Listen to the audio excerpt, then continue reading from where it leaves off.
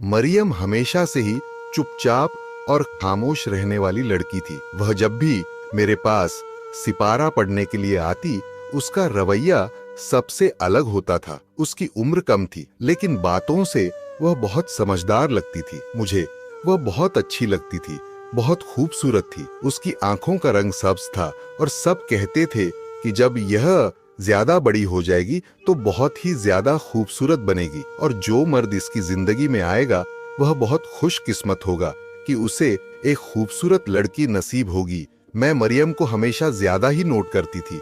मैं समझती थी कि वह अपनी उम्र से ज्यादा बड़ी है और बहुत समझदार है। कहीं इसके पीछे कोई ऐसी वजह तो नहीं जिसको जानकर मुझे अफसोस हो। कहीं इसके माँ बाप इस पर कोई जुल्म तो नहीं करते।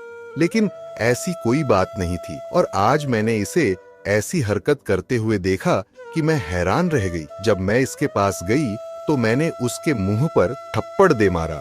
मैंने कहा कि तुम्हें शर्म नहीं आती खुद के साथ? यह सब तुमने कहां से सीखा है? मैंने कहा कि निकालो इसे, अपने कपड़ों के अंदर से निकालो।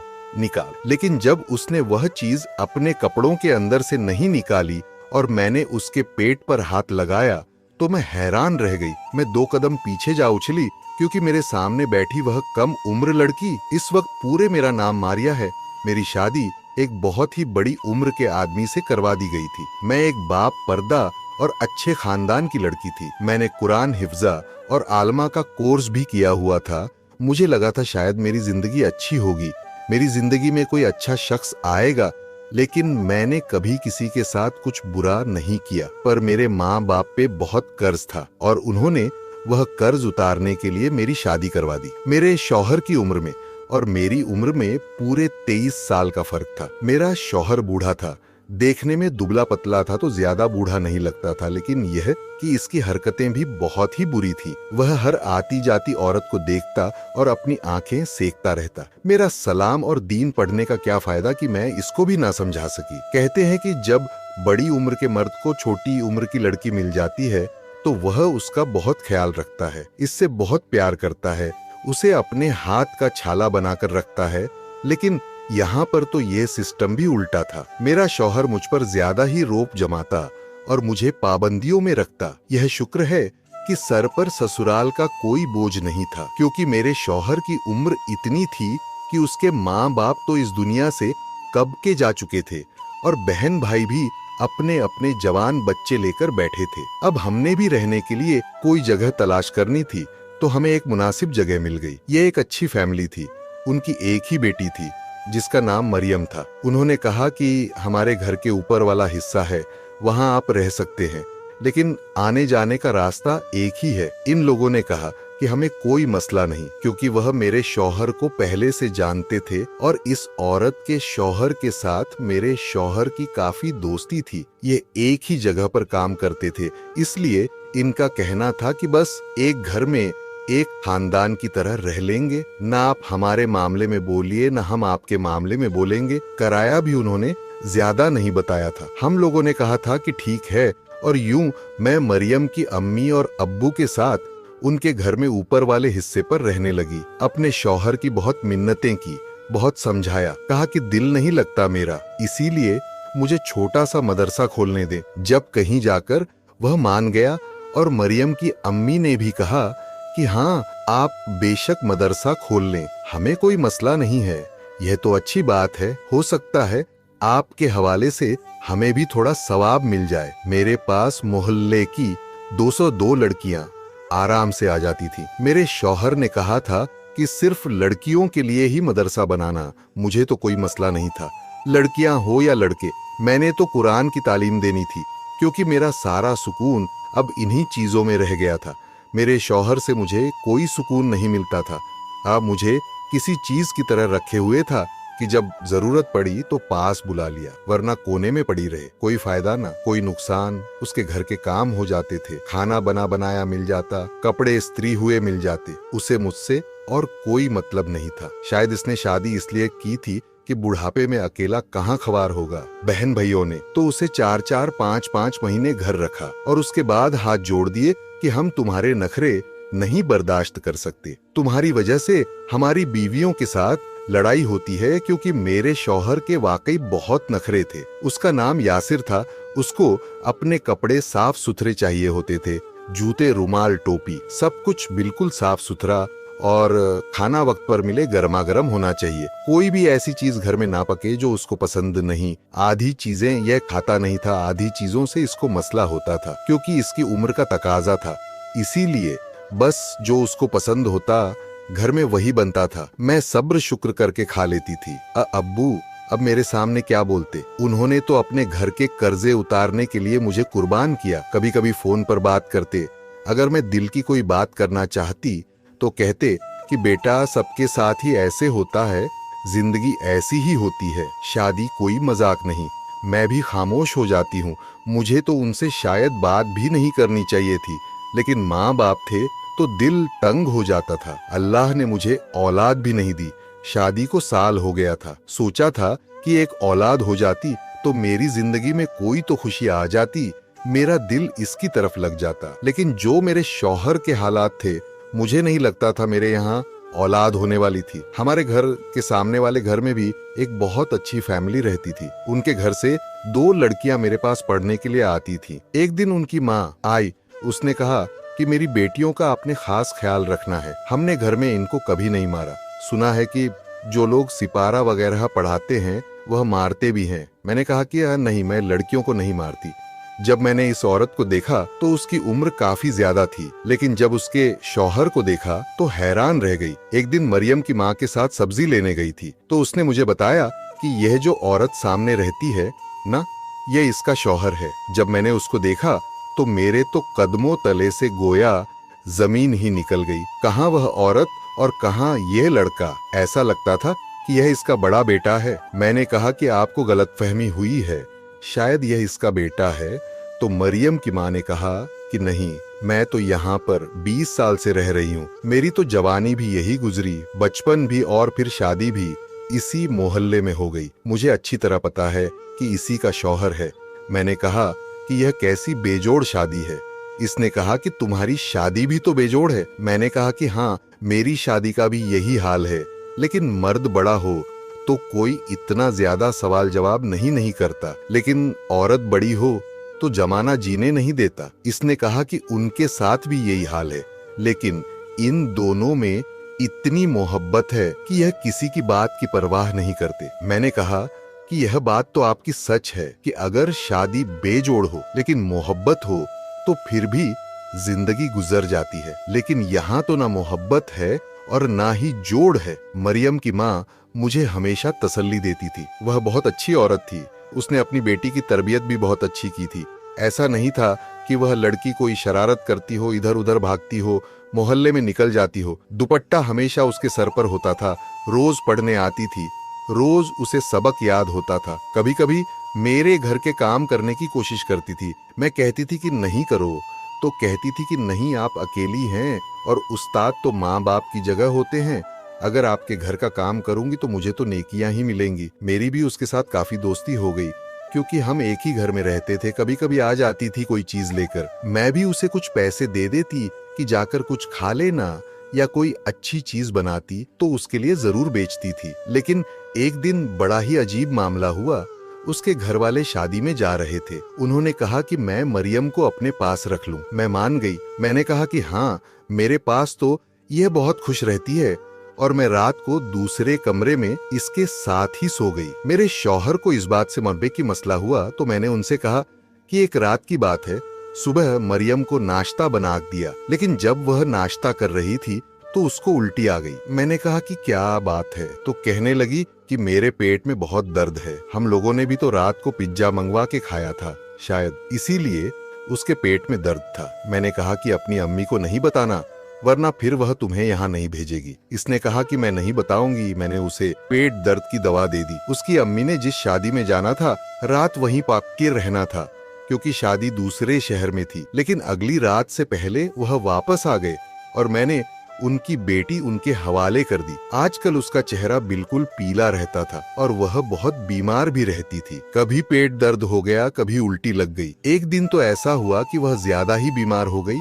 और रात के टाइम उसे डॉक्टर के पास ले गई। मैं सुबह उसको पूछने के लिए गई तो उसकी माँ ने कहा कि उल्टी सीधी चीजें जो खाती रहती है बड़ी हो रही है ना, इसलिए ऐसा तो होता है। मैंने कहा कि हाँ, बलात्कार हो और उसे बीमारों की तरह एक जगह बिठा दो तो वह और बीमार हो जाता है, इसलिए अगर बीमार हो तो उसको चलने फिरने दो तो फिर वह ठीक हो जाता है। वह घर के कामों में लग के इधर उधर फिर के अपनी बीमारी के बारे में भूल जाती थी। मुझे कहने लगी कि जब से मैंने वह पिज्जा खाया है ना, तब से मेरी तबीयत खराब हुई है, आइंदा मैं कभी पिज्जा नहीं खाऊंगी। इस बात पे मैं हैरान हो गई। मैंने कहा कि अभी तो इस पिज्जा को खाए हुए 2 महीने होने वाले हैं, अभी थोड़ी वह पिज्जा तुम्हारे पेट में फिर रहा होगा। परेशान नहीं हो, ठीक हो जाओगी। कभी कभी होता है बीमारी पीछे पड़ जाती है, मेरे साथ भी ऐसा पहले हो चुका है। सामने वाली औरत जिसकी 2 बेटियां मेरे पास पढ़ती थीं और जिसका शौहर बहुत जवान था, उसका नाम रेहाना था। उसके यहाँ फिर से उम्मीद थी और मेरे यहाँ अभी तक कोई उम्मीद नहीं थी। उसको देख देख कर मुझे रश्क आता था। उसका शौहर बेहद खूबसूरत था और वह बताती थी कि बहुत अच्छा इंसान है। कभी कभी घर आ जाती थी तो सलाम दुआ और कभी चाय पे बातचीत भी हो जाती थी। आजकल उसका पेट भरने लगा था और वह अपने पेट को छुपाती भी नहीं थी। एक दिन मैंने उसे कहा कि तुम खुले कपड़े पहना करो या फिर कोई बड़ी सी चादर ले लिया करो, तुम्हारी तो अपनी बेटियां भी छोटी हैं और मोहल्ले में भी तुम ऐसे फिरती हो। उसने कहा कि यह तो औरत का गरूर होता है कि उसके यहाँ औलाद होने वाली है, भला मैं उसको क्यों छुपाऊं? जाने क्यों मुझे ऐसा लगा जैसे वो मुझे ताने दे रही है। लेकिन फिर मैंने सोचा कि इसकी मेरे साथ कौन सी दुश्मनी है जो वह मुझे ताने देगी। मैंने कहा कि हाँ, लेकिन नजर भी लग जाती है। तो कहने लगी कि तौबा तौबा, अल्लाह बरी नजर से बचाए। आजकल तो हर दूसरे घर की यही कहानी है। किसी के यहाँ औलाद नहीं है तो किसी की औलाद पैदा होकर ही मर जाती है। लेकिन अल्लाह का शुक्र है, मेरे यहाँ तो 7 साल में यह तीसरी औलाद है और इस दफा मेरे यहाँ बेटा होने वाला है। मैंने भी पता करवा दिया है। मैंने कहा कि अल्लाह तुम्हारे बेटे को सेहत जिंदगी दे। उसने मुझे अपने शौहर के बारे में बताना शुरू कर दिया कि रोज मेरे लिए फूल लेकर आता है। मेरी सालगिरह हो, ईद हो, तवार हो, मुझे ऐसे ऐसे तोहफे देता है कि सब हैरान रह जाते हैं। कभी कभी लोग उसको कोई बात कर दें तो लड़ने मरने पर उतर आता है। कहता है कि मेरी बीवी के बारे में कोई बात ना की जाए। मैं बड़ी हैरान होती थी। मैंने मरियम की माँ से ये सारी बातें की तो उसने कहा कि देखो, सिक्के के 2 पहलू होते हैं। इतनी ये कोई हूर परी नहीं है। दरअसल इसका बाप बहुत ज्यादा अर है। जिस घर में यह रहती है वह भी इसके बाप का है और इस घर के सारे खर्चे भी उसका बाप उठाता है। शायद इसीलिए इसका शौहर इसके इतने नाज नखरे उठाता हो। मैंने कहा कि अगर इतने नाज इसलिए भी उठाता है तो क्या वह यह नहीं सोचता कि वह कितना जवान है और यह तो एक अधेड़ उम्र औरत है और उसका वजन भी बहुत ज्यादा है। मरियम की माँ कहने लगी कि कुछ लोग नहीं सोचते, मोहब्बत तो अंधी होती है। मैंने कहा कि हाँ, लेकिन हमारे हिस्से में तो अंधी मोहब्बत भी ना आई। हम तो मोहब्बत को ना आंखों के साथ नजर आए ना ही बिना आंखों के। वह कहने लगी कि खुद पर अर्स ना खाया करो, एक दिन सब कुछ ठीक हो जाएगा। रेहाना को सब देखते थे कि उसे वह अपने पेट की नुमाइश करती फिरती, कभी बच्चों के कपड़े लेती तो कभी कुछ करती। हम उसे मना करते थे कि इतना दिखावा नहीं किया करो, लेकिन वह नहीं मानती थी। वह कहती थी कि मेरा गरूर है, लेकिन यह भूल गई थी कि जहाँ गरूर हो वहाँ शैतान होता है। क्यों, यह गरूर वही अमल है जो शैतान ने किया था, लेकिन हम फिर भी इसके लिए दुआ ही करते थे। एक दिन मैंने अनमोल को देखा, वह बहुत ज्यादा इमली खा रही थी। मैंने कहा कि मत खाओ, इससे तुम्हारा गला खराब हो जाएगा। उसने कहा कि मेरा हमेशा खाने को दिल करता है, मैं क्या करूं? मैंने कहा कि ऐसी उम्र में होता है, लेकिन कम खाया करो, नहीं तो बीमार हो जाओगी। पहले ही तुम अभी तक ठीक नहीं हुई हो। उसके बाद ना जाने क्या हुआ कि अनमोल की माँ ने उसे मेरे पास भेजना छोड़ दिया। 3-4 दिन तक वह नहीं आई तो कहने लगी कि बीमार है। उसके बाद जब भी मैं उसे बुलाने का कहती या पैगाम भिजवा तो कहती कि इसने नहीं आना। इसी तरह करते करते 115 दिन गुजर गए। अभी अपनी रूटीन में लग रही थी। एक दिन टाइम निकाल के इसकी माँ के पास चली गई और मुझे मरियम काफी दिन से नजर भी नहीं आई थी। मैंने कहा कि क्या बात है, क्या ज्यादा तबीयत खराब है? इसने कहा कि तबीयत तो बेहतर है, लेकिन इसके अब्बू ने कहा है कि अब ये बड़ी हो रही है, इसलिए इसको ज्यादा आना जाना नहीं करवाना। मैंने कहा, क्या आना जाना? क्या बस यहाँ से ऊपर ही तो आना है? अभी तो इसकी कुरानी तालीम रहती है, सिपारा पूरा नहीं हुआ। उसकी माँ कहने लगी कि बाद में करवा लेंगे, कौन सा वक्त निकला जा रहा है। मुझे इसकी यह बात समझ नहीं आई कि आखिर अभी करवाने में क्या कबाहत थी। फिर मैंने ज्यादा जोर नहीं दिया कि कहीं यह ना सोच कि मैं इसकी बेटी को अपने पास बिठाकर अपने घर के काम करवाती हूँ। मैंने कहा कि ठीक है, आपने जब भेजना हो आप भेज दीजिएगा। लेकिन फिर अगले ही दिन मुझे रात को 11-22 वालों की आवाज आई और वह नीचे घर में ही आए थे। मैंने अपने शौहर को कहा कि आप जाकर देखें कि नीचे गैर मर्द होंगे। तो मैं तो नहीं जा सकती। उसने कहा कि मुझे नींद आ रही है, मुझे तंग नहीं करो, सोने दो। मेरे शौहर को भला किसी की क्या परवाह, उसको तो अपनी ही परवाह रहती थी। मैं भी खामोश हो गई। सुबह मरियम की माँ से पूछा तो उसने कहा कि नहीं, हमारे घर नहीं आए थे, सामने वाले घर में आए थे। शायद रिहाना की तबीयत खराब हो गई हो, जबकि मुझे अच्छी तरह याद है कि आवाज हमारे घर से ही आ रही थी। आखिर एक ही घर था, इतना फासला तो नहीं था। पता नहीं वह मुझसे झूठ क्यों बोल रही थी। एक दिन मैंने अपने शौहर से अपने दिल की बात कर दी, क्योंकि और कोई था नहीं। मैंने कहा कि इस लड़की को वह मेरे पास नहीं बेचती, कहीं कोई ऐसी वैसी बात तो नहीं हो गई। मेरे शौहर ने कहा कि नहीं बेचती तो ना भेजे, हम क्या करें, वैसे भी वो इसके पैसे नहीं देती थी। मैंने कहा कि पैसों की बात नहीं है, पैसे ना देने के लिए तो मैंने खुद कहा था, आखिर हम उनके घर में रहते हैं, उनकी बेटी को कुरान पढ़ाने के पैसे लेना अच्छा नहीं लगता। मेरे शौहर ने कहा, फिर बाकियों से भी ना लिया करो। मैंने कहा कि बाकियों से ना लूं तो मेरे खर्चे कैसे चलेंगे, आप तो मुझे ईठा असरूप नहीं देते। बस इसी तरह मेरे शौहर के साथ तो लड़ाई हो गई और वी लड़ झगड़ के घर से चला गया। लेकिन मरियम मेरे पास क्यों ना आ रही थी, यह सवाल अभी भी मेरे दिल में था। एक दिन उसकी माँ कहीं गई हुई थी तो सोचा मैं खुद ही जाकर उससे पूछती हूँ कि क्या मामला है। जब मैं उसके पास गई तो वह सामने कमरे में बैठी थी। उसको देख के मैं हैरान रह गई। वह किसी हाम औरत की तरह अपने पेट में कपड़े डाल के बैठी थी और अपने पेट को सहला भी रही थी और कह रही थी, मेरा बच्चा इस दुनिया में जल्दी आने वाला है। मैंने कहा कि यह किस किस्म का खेल खेल रही है, इसकी तरबियत कैसी होगी। अगर ये इस किस्म के खेल खेलती है तो मैं फौरन इसके पास गई। मैंने कहा कि ये क्या कर रही हो, तुम्हें शर्म नहीं आती, किसको देखा है तुमने? जबकि मुझे पता था कि इसने रेहाना को ही देखा होगा, तभी तो वह ऐसे कर रही थी। मैंने कहा कि निकालो इसे अपनी कमीज के अंदर से, ये क्या तुमने अपनी कमीज में डाल के अपना पेट बना रखा है? लेकिन जब मैं उसके पास गई तो उसकी कमीज के अंदर कुछ नहीं था, वो उसका पेट ही था। मैं 2 कदम पीछे ऐसे हट गई कि जैसे मुझे करंट लग गया हो। मैंने कहा कि यह क्या है ये सब। इसने कहा कि मैं माँ बनने वाली हूँ, मेरा बच्चा आने वाला है। मैंने कहा किसने कहा है तुम्हें? इसने कहा बाबा और अम्मी ने बताया है। मैं हैरान रह गई, मेरी सांस तेज हो गई और मैं परेशान भी हो गई। मैं फौरन ऊपर की तरफ भाग गई, क्योंकि मैं नहीं चाहती थी कि उसकी माँ आ जाए और वह कहे कि तुम हमारी इजाजत के बगैर हमारी बेटी से कैसी बातें कर रही हो।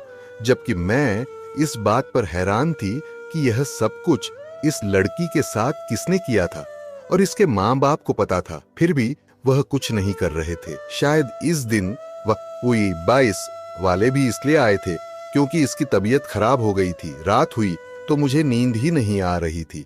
इरादा कर लिया तो सुबह उसकी माँ से बात करूंगी और सुबह ही बात करने चली गई। पहले तो उसकी माँ ने कहा कि ऐसा कुछ नहीं है, तुम झूठ बोलती हो। लेकिन फिर उसकी आंखों में आंसू आ गए। उसने कहा कि मेरी तो अपने शौहर से इतनी बुरी लड़ाई हुई है कि वह मुझे तलाक देने को फिरता है। वह कहता है कि तुमने अपनी बेटी का ख्याल नहीं किया, इसकी तरबियत नहीं की, पता नहीं इसने कहाँ मुंह काला किया है। पर सोचो, क्या ऐसा हो सकता है? मैंने कहा कि नहीं, ऐसा तो नहीं हो सकता। मरियम ऐसी लड़की नहीं है, मैं इसे अच्छी तरह जानती हूँ। जरूर इसके साथ कुछ हुआ है, कह रही है। हाँ, इसके साथ कुछ हुआ है, लेकिन इसको खुद नहीं पता कि कब और किसने किया है। मुझे ऐसा लगता है कि यह मामलात इस दिन के हैं कि जब मैं इसको शादी पर छोड़ के गई थी। इस बात को 4-5 महीने तो हो ही गए हैं। इसके बाद से ही इसकी तबीयत खराब रहने लगी थी।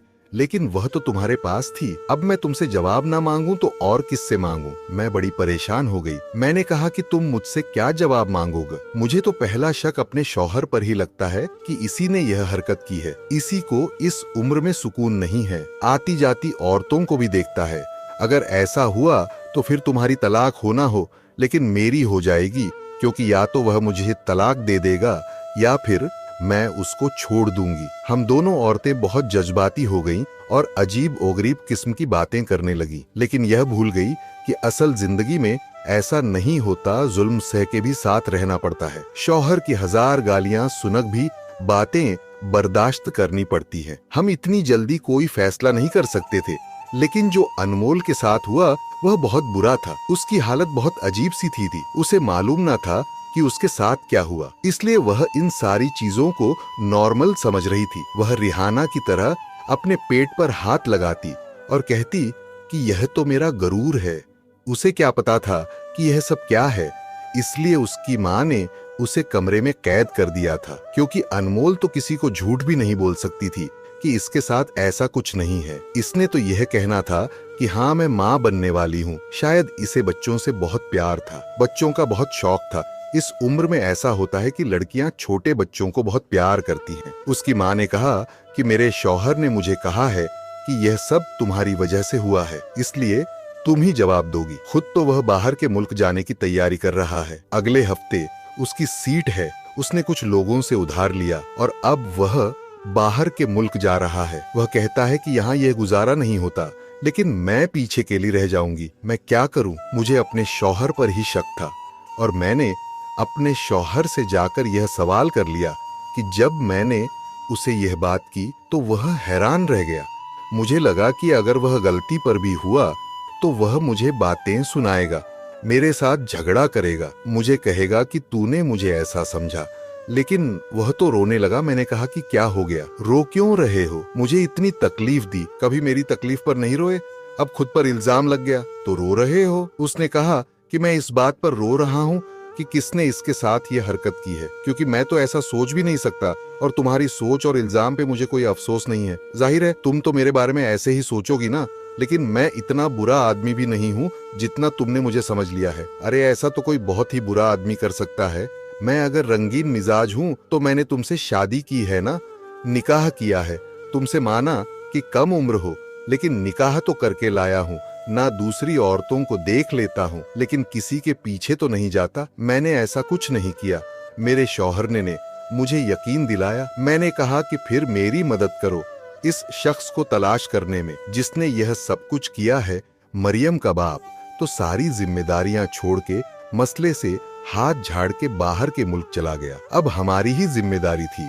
हमने उसका टेस्ट करवाया। डॉक्टर ने कहा कि डीएनए टेस्ट से पता चल जाएगा, और डॉक्टर ने यह खबर भी सुनाई कि बच्चा है तो सही, लेकिन नुमा नहीं पा रहा है, इसलिए ज्यादा वक्त तक शायद सही ना रहे और खुद ही इसके जिस्म से निकल जाए। डॉक्टर ने उसे दवाई वगैरह भी दे दी। हम लोगों ने मोहल्ले के लोगों को कहा कि टेस्ट करवाएंगे और आसपास के जितने भी घर लगते हैं सबके मर्दों के टेस्ट होंगे। कुछ लोगों ने टेस्ट करवाने से इनकार कर दिया, जिसमें रेहाना का शौहर भी शामिल था। जब उसे कहा तो उसने कहा कि मेरी तो इतनी खूबसूरत बीवी है, मैं इससे इतनी मोहब्बत करता हूँ, भला मुझे क्या जरूरत है ऐसी हरकतें करने की।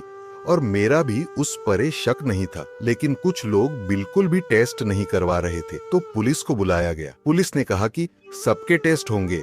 रिहाना के शौहर ने भी टेस्ट करवा लिए और यह देख के हम हैरान रह गए कि यह सब उसी का किया धरा था, क्योंकि इसी ने तो शादी दौलत के लिए की थी। उसे रेहाना की जात में कोई दिलचस्पी नहीं थी। उसे सिर्फ बच्चे पैदा करने के लिए रखा हुआ था और नजर उसकी मरियम पे थी, जो कि बहुत ज्यादा खूबसूरत थी। रेहाना को जब यह बात पता चली तो वह भी हैरान रह गई। वह तो अपने शौहर की मोहब्बत का दम भरती थी। कहती थी कि मेरा शौहर तो किसी की तरफ आंख उठाकर नहीं देखता, मेरा गर्वी दिल है। लेकिन अब वह खामोश हो गई। जो गरूर उसे अपने शौहर पे था वह टूटकर किची किची हो चुका था। उसके यहाँ औलाद हुई थी। उसने कहा कि मैं खुद अपने शौहर पर केस करवाऊंगी, उसे माफ नहीं करूंगी। उसने मेरे लिए आज तक कुछ नहीं किया, मेरे बाप की दौलत पर पलता रहा। बस मैं यह सोच के गुजारा करती रही कि चलो मुझसे मोहब्बत तो करता है, लेकिन अगर यह उसकी मोहब्बत है तो मैं इसे कभी माफ नहीं करूंगी। उसके शौहर पर केस हो गया, उसको सजा भी हो गई। मरियम के जिस्म में पलने वाला बच्चा इस दुनिया में आने से पहले ही खत्म हो गया, क्योंकि वह बहुत कम उम्र थी। जब तक उसका बाप वापस आया तब तक मरियम पूरी तरह से जवान हो चुकी थी और उसकी माँ ने एक जगह उसका निकाह भी करवा दिया था। अब कुछ महीने बाद उसकी शादी है। ये सब कुछ बहुत ही अजीब था। अभी भी याद करती हूँ तो बहुत अजीब सा महसूस होता है। अपने ही मोहल्ले में, अपने ही घर में होने वाली इस हरकत के बारे में जब भी सोचती हूँ तो दिल अजीब सा हो जाता है। आप लोग बताएं कि इंसान अपनी जवान बेटियों की हिफाजत किस तरह करे जब आसपास ही ऐसे लोग घूम रहे हो। तो नाजरीन, कमेंट बॉक्स में अपनी कीमती राय का इजहार जरूर कीजिएगा। शुक्रिया।